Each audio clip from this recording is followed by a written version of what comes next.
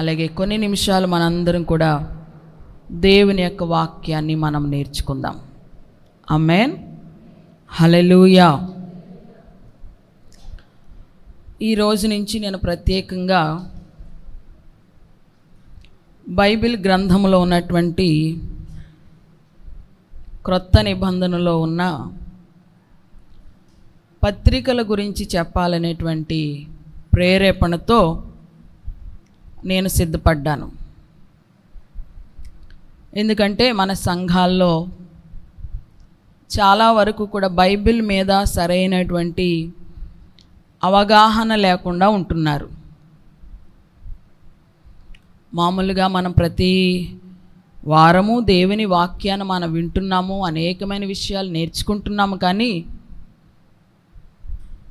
ప్రత్యేకంగా బైబిల్ మీద ఒక అవగాహన లేకుండా ఉండడం నేను గమనించాను. కొంతమంది సేవకులు మన దగ్గరకు వచ్చి చెప్తా ఉన్నప్పుడు అసలు ఈ విషయాలు మేము ఎప్పుడూ వినలేదే అన్నట్టుగా కూడా కొంతమంది కనిపిస్తూ ఉన్నారు. ఆ కారణాన్ని బట్టి నేను దేవుని ఆత్మచేత ప్రేరేపించబడి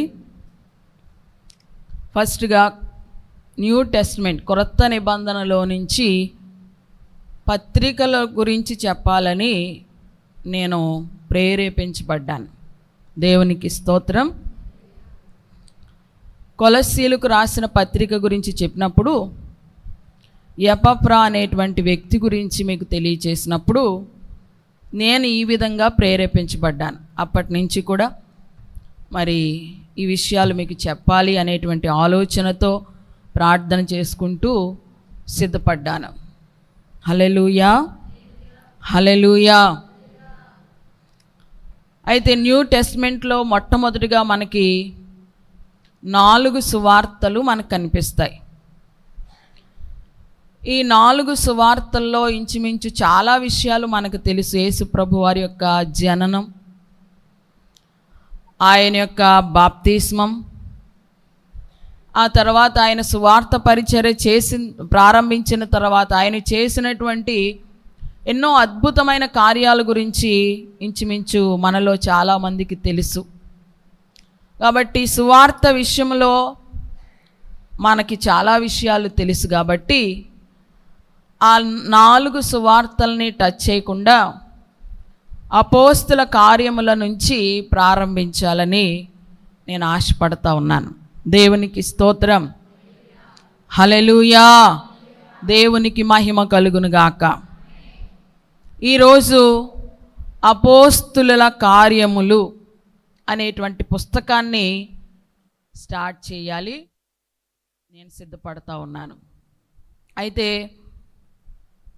ఈ అపోస్తుల కార్యములు గ్రంథములో మనం చూస్తే 28 అధ్యాయాలు మనకు కనిపిస్తాయి. 28 అధ్యాయాలు. ఈ 28 అధ్యాయాలు కూడా 30 సంవత్సరాల యొక్క చరిత్ర. 30 సంవత్సరాల యొక్క చరిత్ర ఈ 28 అధ్యాయాల్లో కూడా వ్రాయబడ్డాయి.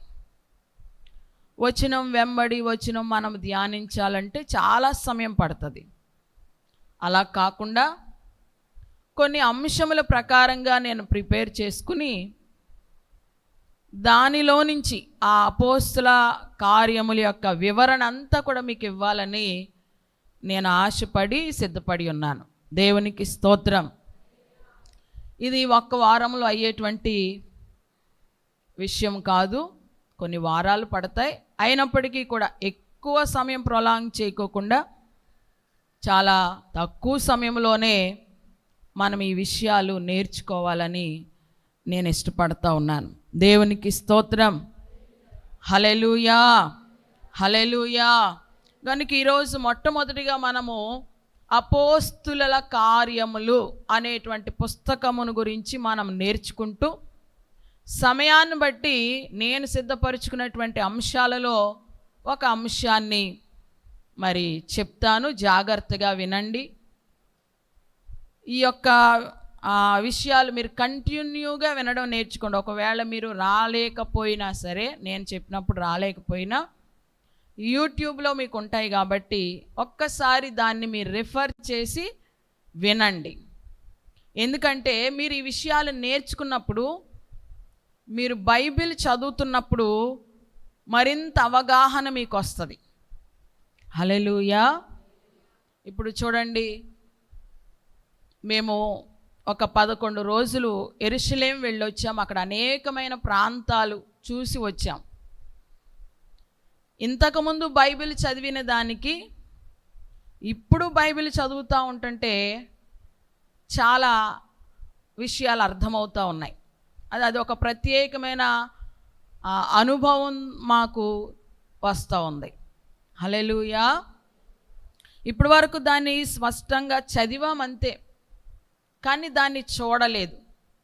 చూసి వచ్చిన తర్వాత చదివితే ఆ విషయము మరొకలాగా చక్కగా అర్థమవుతూ ఉంది బైబిల్ చదువుతూ ఉన్నప్పుడు. అలాగే ఈ విషయాలు మీరు జాగ్రత్తగా విన్నట్లయితే మీరు బైబిల్ చదువుకున్నప్పుడు మరింత అవగాహన మీకు బైబిల్ మీద కలుగుతుంది. అందుకనే నేను ముందుగా తెలియచేస్తూ ఉన్నాను, క్రమము తప్పకుండా ఈ వర్తమానాలు వినండి. ఒకవేళ మీరు రాలేకపోయినా సరే యూట్యూబ్లో ఖచ్చితంగా మీరు ఒక్కసారి వినాలని ప్రభు పేరట ముందుగా మీ అందరికీ కూడా మనవి చేస్తూ ఉన్నాను. దేవునికి స్తోత్రం. హల్లెలూయా. ఈ అపోస్తుల కార్యములు అనేటువంటి పుస్తకము మొట్టమొదటిగా ఏ భాషలో వ్రాయబడింది అని మనం చూస్తే ఇది గ్రీకు భాషలో వ్రాయబడింది. ఏ భాషలో? గ్రీకు భాషలో వ్రాయబడింది. మనకు తెలుసు పాత నిబంధన అంతా కూడా హీబ్రూ భాషలో వ్రాయబడింది. క్రొత్త నిబంధన అంతా కూడా గ్రీకు భాషలో వ్రాయబడింది. గనుక ఈ అపోస్తుల కార్యములు అనేటువంటి పుస్తకం కూడా గ్రీకు భాషలోనే వ్రాయబడింది. గ్రీకు భాషలో ఈ అపోస్తుల కార్యములను ఫ్రాక్సిస్ అని అంటారు. గ్రీకులో ఫ్రాక్సిస్ అని అంటారు. ఫ్రాక్సిస్ అనగా అర్థం ఏంటంటే కార్యములు అని అర్థం. ఫ్రాక్సిస్ అనగా అర్థం ఏంటి? కార్యములు. మొట్టమొదటిగా ఈ పుస్తకానికి కార్యములు అని పేరు పెట్టారు. అయితే కార్యములు అనంటే ఎవరి కార్యములు ఇవి? చాలామంది ప్రశ్నిస్తారు. సో దానికోసం క్లారిఫికేషన్ కోసం మరలా దాన్ని సవరించి ఇందులో అపోస్తులు చేసిన కార్యములు మనకి కనిపిస్తాయి కాబట్టి దీనికి ఆ తర్వాత అపోస్తుల కార్యములు అని పేరు పెట్టడం జరిగింది. దేవునికి స్తోత్రం. అయితే ఈ అపోస్తుల కార్యములను మరొక పేరుతో కూడా మనం పిలవవచ్చు. అదేంటంటే పరిశుద్ధాత్మ కార్యములు అని కూడా పిలవచ్చు. దేవునికి స్తోత్రం. ఎందుకంటే ఈ పుస్తకం ప్రారంభం నుంచి కూడా 2వ అధ్యాయంలో పరిశుద్ధాత్మ కుమ్మరింపు మనకి కనిపిస్తుంది. అక్కడి నుంచి మొదలుకొని చివరి వరకు కూడా మనం గమనిస్తే ఎక్కడ చూసినా సరే పరిశుద్ధాత్ముని యొక్క కార్యములు ఈ పుస్తకములో మనకి కనిపిస్తాయి. అపోస్తులుల ద్వారా మరి పరిశుద్ధాత్ముడు చేసినటువంటి కార్యములు ఈ పుస్తకములో కనిపిస్తాయి కాబట్టి దీన్ని పరిశుద్ధాత్మ కార్యములు అని కూడా మనము పిలవవచ్చు. దేవునికి స్తోత్రం. హల్లెలూయా. అయితే అపోస్తుల కార్యములు అని పుస్తకం ప్రేయర్కి పెట్టబడింది కదా, దీంట్లో 12 మంది అపోస్తులు చేసిన కార్యాలు మనకి కనిపిస్తాయా అంటే 12 మంది అపోస్తుల యొక్క కార్యాలు ఈ పుస్తకాల్లో మనకి కనిపించదు. ప్రధానంగా 2 వ్యక్తులు ఈ పుస్తకంలో మనకు కనిపిస్తారు. ఒకటి పేతురు గారు, రెండవది అపోస్తుడైనటువంటి పౌలు గారు. మొదటి నుంచి 1వ అధ్యాయం నుంచి 12వ అధ్యాయం వరకు కూడా పేతురు గారు చేసిన కార్యాలు మనకు కనిపిస్తాయి. హల్లెలూయా. మీరు జాగ్రత్తగా గుర్తుపెట్టుకోవాలి ఈ విషయాలు, వీలైతే రాసుకోవాలి. దేవునికి స్తోత్రం. మొదటి అధ్యాయం నుంచి 12 అధ్యాయాల వరకు మనం చూస్తే అక్కడ పేతురు గారి యొక్క కార్యాలు ఎక్కువగా మనకు కనిపిస్తాయి. 13వ అధ్యాయం నుంచి 28వ అధ్యాయం వరకు మనం చూస్తే పౌలు గారు చేసినటువంటి కార్యాలు లేక పౌలు గారి యొక్క సువార్త పరిచర్య ఆ యొక్క అధ్యాయాల్లో మనకు కనిపిస్తాయి. అపోస్తుల కార్యాలు అని పేరు పెట్టారు, కానీ 12 మంది అపోస్తుల యొక్క కార్యాలు ఇందులో మనకు కనిపించదు. ప్రధానంగా పేతురు, పౌలు గారి యొక్క పరిచర్యలు, వారి ద్వారా జరిగినటువంటి కార్యాలు ఈ పుస్తకంలో మనకి కనిపిస్తాయి. దేవునికి స్తోత్రం, హల్లెలూయా. అయితే ఈ అపోస్తుల కార్యములు అనేటువంటి పుస్తకాన్ని ఎవరు రాశారు? ఇది ఏ భాషలో రాయబడిందని చెప్పాను? అందరూ చెప్పాలి. ఏ భాషలో? గ్రీకు భాషలో రాశారు. అయితే ఈ పుస్తకాన్ని ఎవరు రాశారు? ఎవరు? పౌలు గారు అంటారా? దేవునికి స్తోత్రం. అందుకనే చెప్పాలని ప్రేరేపణ. చాలామందికి తెలియదు అపోస్తుల కార్యములు అని అంటున్నారు కాబట్టి అపోస్తుడైనటువంటి పౌలు గారు రాశారని కొంతమంది అనుకుంటున్నారు. కాదు. ఈ పుస్తకాన్ని ఎవరు రాశారంటే లూకా అనేటువంటి వైద్యుడు రాశారు. ఎవరు రాశారు? లూకా అనేటువంటి వైద్యుడైన ఆయన ఒక శిష్యుడు కాదు, లేక ఆయన ఒక మరి యేసు ప్రభు వారి వెంట తిరిగినటువంటి వ్యక్తి కూడా కాదు. దేవునికి స్తోత్రం. లూకా అనేటువంటి వైద్యుడు ఈ అపోస్తుల కార్యములు అనేటువంటి పుస్తకాన్ని వ్రాశారు. లూకా గారు 2 పుస్తకాలు రాశారు బైబిల్ గ్రంథంలో. వింటున్నారా జాగ్రత్తగా? దేవునికి స్తోత్రం, హల్లెలూయా. ఈ లూకా గారు బైబిల్ గ్రంథంలో 2 పుస్తకాలు రాశారు. అది ఒకటి లూకా సువార్త, రెండవది అపోస్తుల కార్యములు. ఏంటి చెప్పండి? లూకా సువార్త అలాగే అపోస్తుల కార్యములు. ఈ అపోస్తుల కార్యములు రాసినప్పుడు నేనే రాశానని లూకా గారు ఎక్కడా కూడా చెప్పలేదు. ఆయన పేరు ఎక్కడా కూడా ప్రస్తావించబడలేదు అపోస్తుల కార్యములలో. కానీ మనము అపోస్తుల కార్యములు 1వ అధ్యాయము 1వ వచనము, లూకా సువార్త 1వ అధ్యాయము 1వ వచనము ఒక్కసారి చదువుకుందామా? చూడండి. 1వ అధ్యాయము 1వ వచనం అపోస్తుల కార్యములు. ఓ థియోఫిలా, చాలు. ఓ థియోఫిలా. అలాగే లూకా 1వ అధ్యాయం 1వ వచనం కూడా చదవండి. ఘనత వహించిన థియోఫిలా. దేవునికి స్తోత్రం, హల్లెలూయా. అక్కడ ప్రారంభంలోనూ అలాగే ఇక్కడ ప్రారంభంలోనూ కూడా థియోఫిలా అనేటువంటి మాట మనకు కనిపిస్తూ ఉంది. దేవునికి స్తోత్రం. ఎవరు చెప్పండి? థియోఫిలస్. అంటే థియోఫిలస్ అనేటువంటి వ్యక్తికి రాస్తున్నట్లుగా ఈ ప్రారంభ వచనములో లూకా సువార్తలోనేమో ఘనత వహించిన థియోఫిలా అని ఉంటుంది, ఇక్కడేమో ఓ థియోఫిలా. అంటే 2 పుస్తకాలు ప్రారంభంలో థియోఫిలస్ అనేటువంటి వ్యక్తికి వ్రాసినట్లుగా మనకు కనిపిస్తూ ఉంది. కాబట్టి ఈ వచనాన్ని బట్టి లూకా గారు వ్రాసారని మనం చెప్పవచ్చు. దేవునికి స్తోత్రం. అయితే ఎవరు ఈ థియోఫిలస్? థియోఫిలస్ అనగా అర్థం ఏంటంటే లవ్డ్ బై గాడ్, అంటే దేవుని చేత ప్రేమించబడినవాడు అని అర్థం. థియోఫిలస్ అంటే అర్థం ఏంటి చెప్పండి?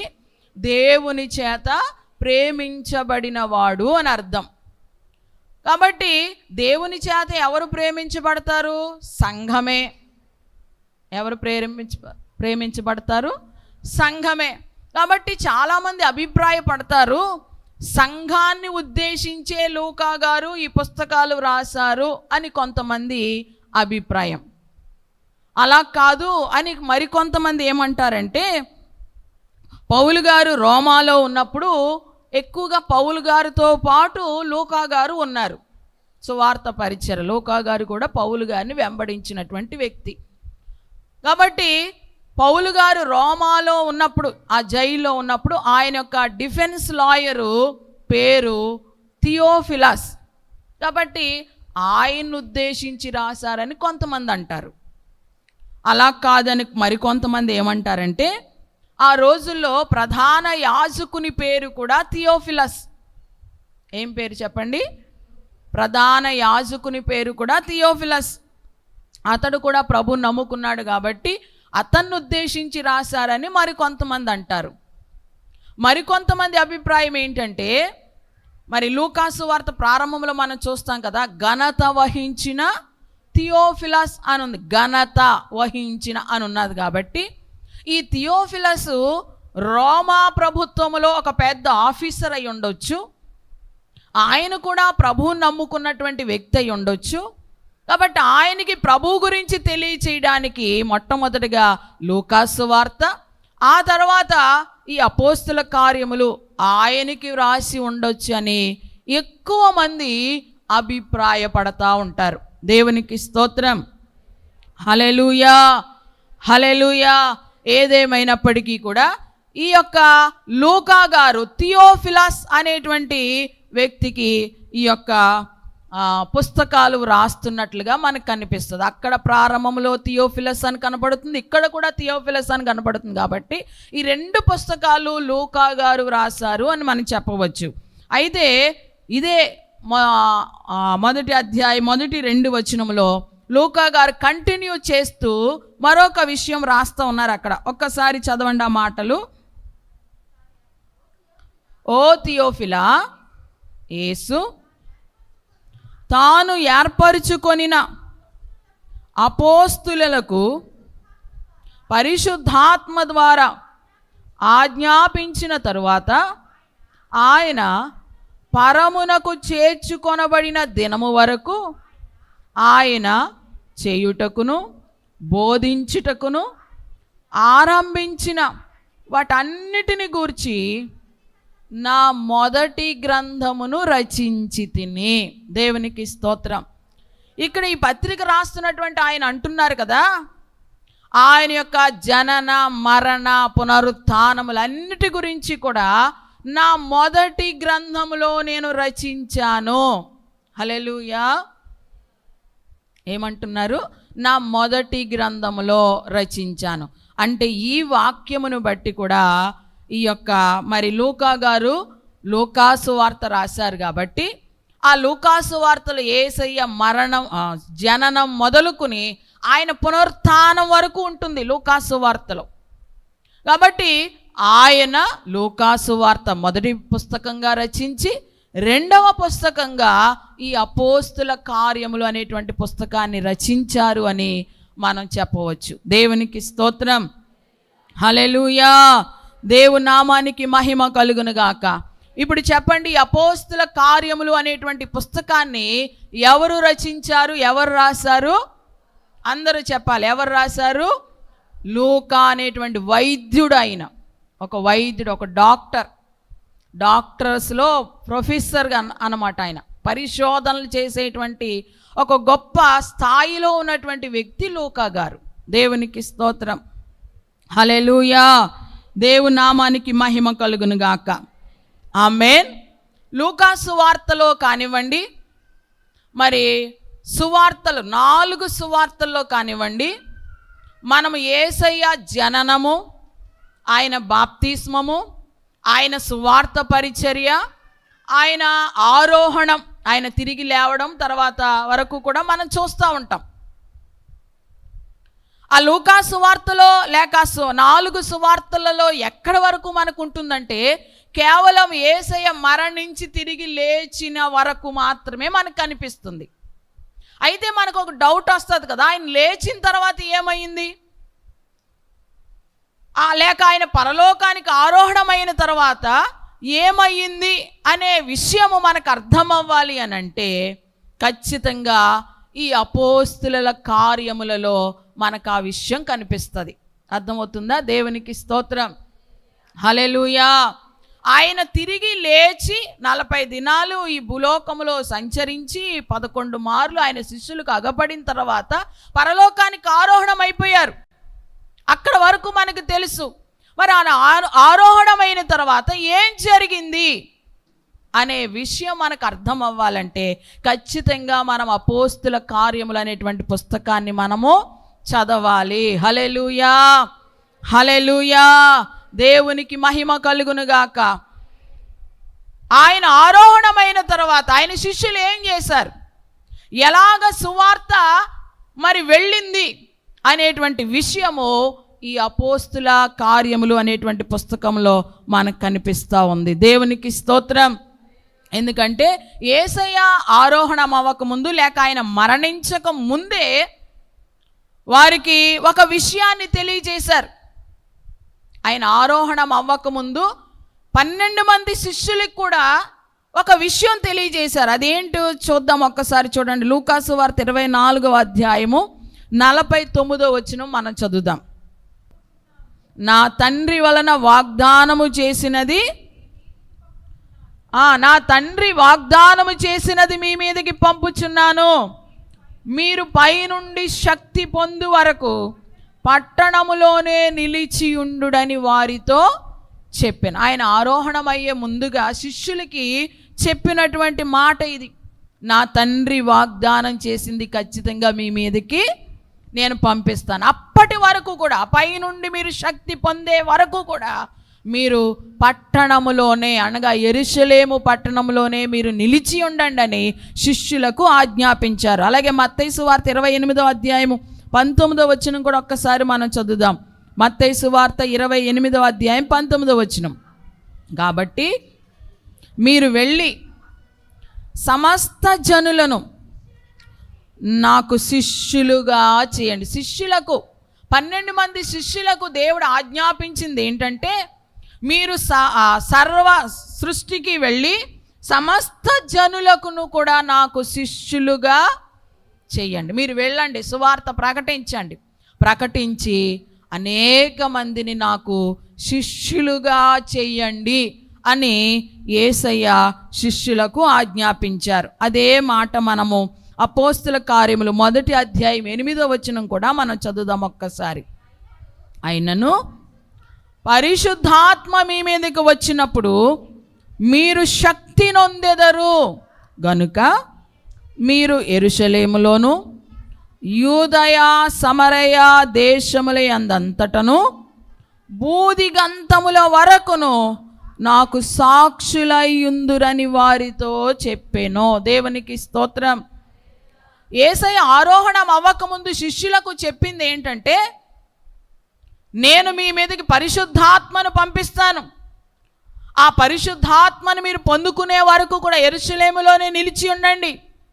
ఆ తర్వాత మీరు సర్వ సృష్టికి వెళ్ళి నా సువార్తను ప్రకటించి మరి సమస్త జనులను నాకు శిష్యులుగా చెయ్యండి అని శిష్యులకు దేవుడు ఆజ్ఞాపించాడు.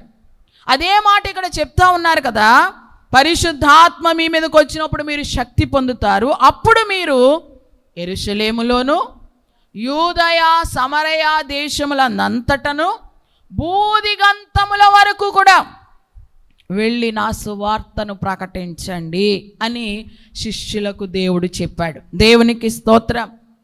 ఈ అపోస్తుల కార్యములు అనే పుస్తకానికి మూల వాక్యము ఏదైనా ఉంది అనంటే ఇదే, 1వ అధ్యాయము 8వ వచనం. ఈ వచనాన్ని ఆధారం చేసుకునే ఈ పుస్తకం అంతా కూడా వ్రాయబడి ఉంది. దేవునికి స్తోత్రం. ఏమని వ్రాయబడి ఉంది అక్కడ? పరిశుద్ధాత్మ మీ మీదకి వచ్చినప్పుడు మీరు శక్తి పొందుతారు. అప్పుడు మీరు యెరూషలేములోను యూదయ సమరయ అనేటువంటి ప్రాంతంలోను, తర్వాత బూదిగంతముల వరకు. హల్లెలూయా, హల్లెలూయా. ఈ పుస్తకము యొక్క ఆధారం అదే అన్నమాట. ఇదే మూల వాక్యం. ఈ మూల వాక్యం ఆధారంగానే సువార్త మొట్టమొదటిగా యెరూషలేములో ప్రకటించబడింది. తర్వాత యూదయ సమరయ ప్రాంతాలకు వెళ్ళింది. ఆ తర్వాత బూదిగంతముల వరకు కూడా సువార్త వెళ్ళింది. దేవునికి స్తోత్రం. ఆ విషయము ఈ అపోస్తుల కార్యములలో చాలా స్పష్టంగా మనకు కనిపిస్తుంది. దేవునికి స్తోత్రం. హల్లెలూయా. ఈ అపోస్తల కార్యములు అనేటువంటి పుస్తకం రాస్తూ ఉన్నప్పుడు మనం గమనించినటువంటి విషయం ఏంటంటే, లూకా గారు ఎక్కువగా పరిశుద్ధాత్మ మీద ఫోకస్ చేసినట్టుగా మనకు కనిపిస్తుంది. ఎక్కువగా ఆయన కూడా పరిశుద్ధాత్మ గురించి చాలా ఎక్కువ అవగాహన కలిగి, పరిశుద్ధాత్మ గురించి చాలా ఎక్కువగా నేర్చుకుని, ఎక్కువగా పరిశుద్ధాత్మ మీద ఫోకస్ చేసి ఈ గ్రంథాలు రాసినట్లుగా మనకు కనిపిస్తుంది. లూకా సువార్తలో కూడా చూడండి, 2వ అధ్యాయంలో మరియాతో మాట్లాడుతున్నప్పుడు అక్కడ వ్రాయబడిన మాట ఏంటి? పరిశుద్ధాత్మని నిన్ను కమ్ముకుంటుంది. హల్లెలూయా.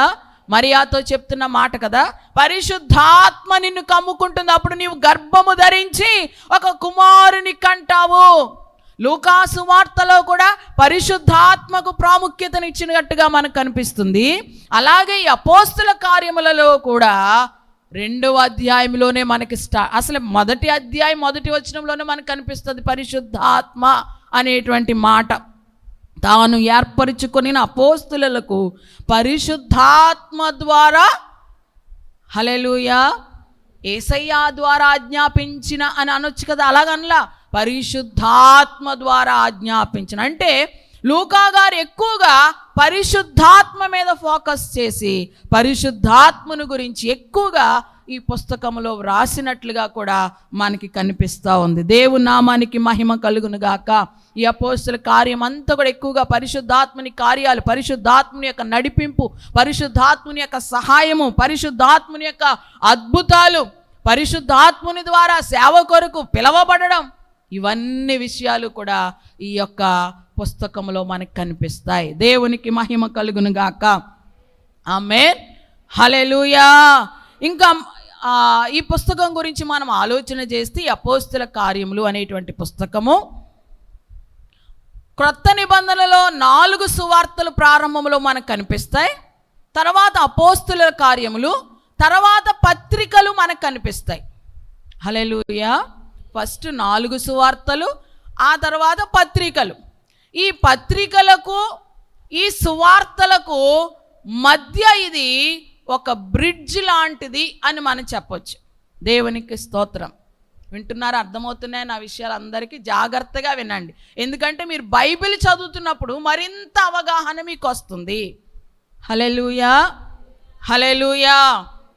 4 సువార్తల్లో చెప్పాను మొట్టమొదటిగానే, ఆయన తిరిగి లేచిన వరకు మాత్రమే మనకు కనిపిస్తుంది. ఆ తర్వాత ఏమైంది అనే విషయం మనకు తెలియాలంటే అపోస్తలుల కార్యములు మనం చదవాలి. ఆ తర్వాత పత్రికల్లోనికి మనం వెళ్తాం. పౌలు గారు రాసిన పత్రికలు మనకు కనిపిస్తాయి. ఆ పత్రికలు కూడా మనకు అర్థం అవ్వాలి. ఆయన ఎప్పుడెప్పుడు కొరింథీ సంఘం అని కొరింథీలకు రాసిన పత్రిక ఉంది, రోమీలకు రాసిన పత్రిక ఉంది, మరి ఎఫెసీయులకు రాసిన పత్రిక ఉంది, కొలస్సీలకు రాసిన పత్రిక ఉంది. ఆ పత్రికలన్నీ ఎప్పుడు రాశారు, ఆ సంఘాలు ఎప్పుడు కట్టారు, ఈ విషయాలన్నీ మనకు అర్థం అవ్వాలంటే మరలా మనం ఎక్కడికి రావాలి? అపోస్తల కార్యములోనికే రావాలి. దేవునికి స్తోత్రం. కాబట్టి సువార్తలకు పత్రికలకు బ్రిడ్జ్ అన్నమాట ఇది. అటు సువార్తల తర్వాత ఏం జరిగింది, ఆ పత్రికలు ఎందుకు రాయబడ్డాయి, ఆ సంఘాలు ఎప్పుడు స్థాపించబడ్డాయి, అవన్నీ తెలియాలంటే అపోస్తల కార్యములే. హల్లెలూయా. దేవునికి మహిమ కలుగును గాక. నేను అనుకున్నాను రోమీలకు రాసిన పత్రిక నుంచి స్టార్ట్ చేద్దాం అని అనుకున్నాను. అప్పుడు దాన్ని చదువుతూ స్టార్ట్ చేస్తున్నప్పుడు అసలు నాకు అనిపించింది, అసలు రోమా సంఘం ఎప్పుడు స్థాపించబడింది, రోమాకి పౌలు గారు ఎప్పుడు వెళ్ళారు, ఇవన్నీ మనకు తెలియాలంటే ముందుగా అపోస్తలు చదవాలి కదా. ఇది చెప్పకుండా అదే చెప్పడం ఎలాగా అని నేను అనుకుని మరలా నేను అపోస్తల కార్యంలోనికి వచ్చాను. దేవునికి స్తోత్రం.